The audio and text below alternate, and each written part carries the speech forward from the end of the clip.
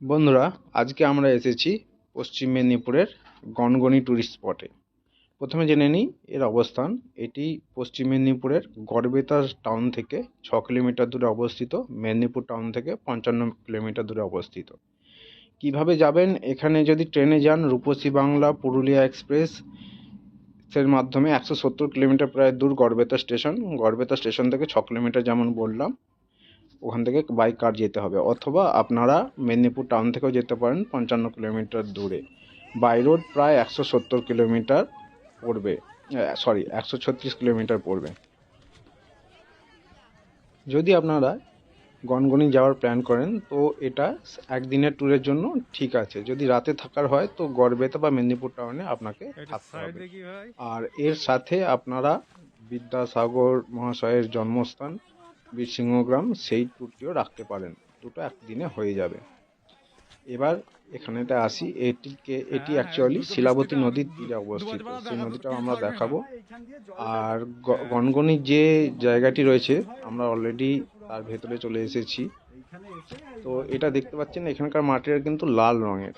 আর এখানে ঝড় বৃষ্টি এবং প্রাকৃতিক বিভিন্ন কারণে মাটি ক্ষয়ে গিয়ে অনেকটা গ্র্যান্ড ক্যানিয়নের মতো দেখতে লাগে ক্ষয়ের জন্য, এবং বিভিন্ন রকমের আকার আকৃতি পেয়েছে সেই ঝড় বৃষ্টির কারণে।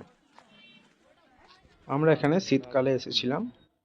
তো আপনারা দেখতে পাচ্ছেন মাটিটা অনেকটা পাথরের মতো শক্ত হয়ে গেছে, আর ভেতরে অনেক জায়গাতেই গুহারও সৃষ্টি হয়েছে। সেগুলো আমরা আপনাদের দেখাবো, সাথে থাকুন, পুরো ভিডিওটা দেখতে থাকুন।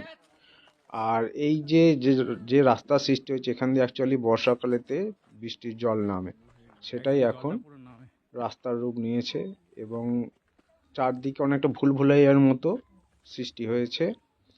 আর এটা দেখে একটা জিনিস মনে যায়, সেটা হচ্ছে চম্বলের উপত্যকা। চম্বল উপত্যকার মতোই ঢিপি ঢিপি চারদিকে রয়েছে। আর উপরের রংটা লাল, আর নিচেটা আস্তে আস্তে রংটা হালকা হয়েছে। সূর্যাস্তের সময়তে দুপুরবেলা খুব সুন্দর লাগে দেখতে।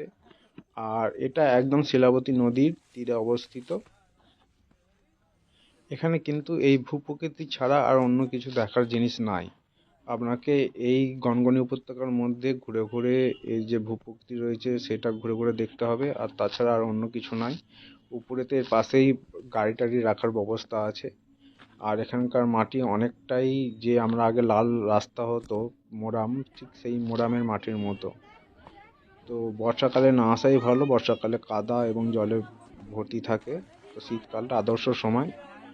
তো এখান থেকে দেখে আপনাদের এখান থেকে বেরিয়ে যেতে হবে।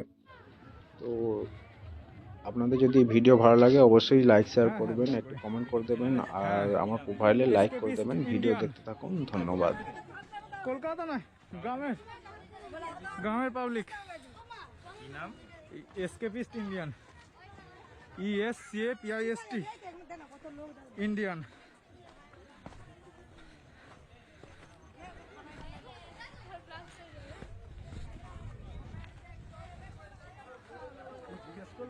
হ্যাঁ, দাদা কি ব্লগ করো? হ্যাঁ, চ্যানেল নামটা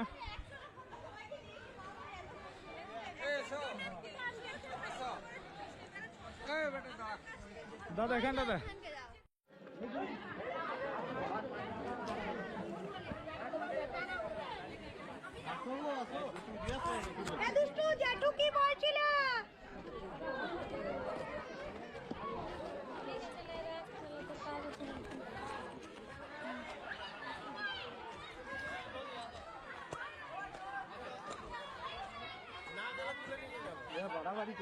হ্যাঁ, খুব বাড়াবাড়ি হয়ে গেছে ওটা।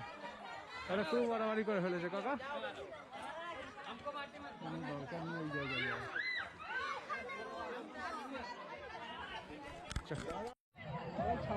হ্যাঁ হ্যাঁ হ্যাঁ,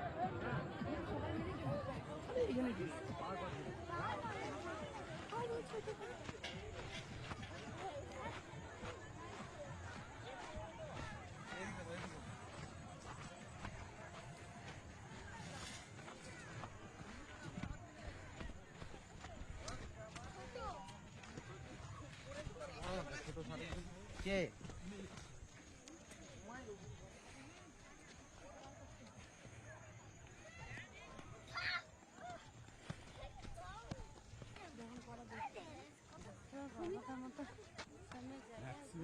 থেকে ঘুরে আসছে বিষ্ণুপুর থেকে, বুঝলি তো? সকালে এখানে এখন রান্না করছে।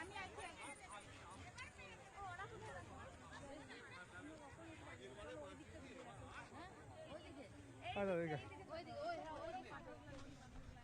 খুব স্কিপ করছে দাদা। রায় দেখে আসুন কোথা দিয়ে উঠবে।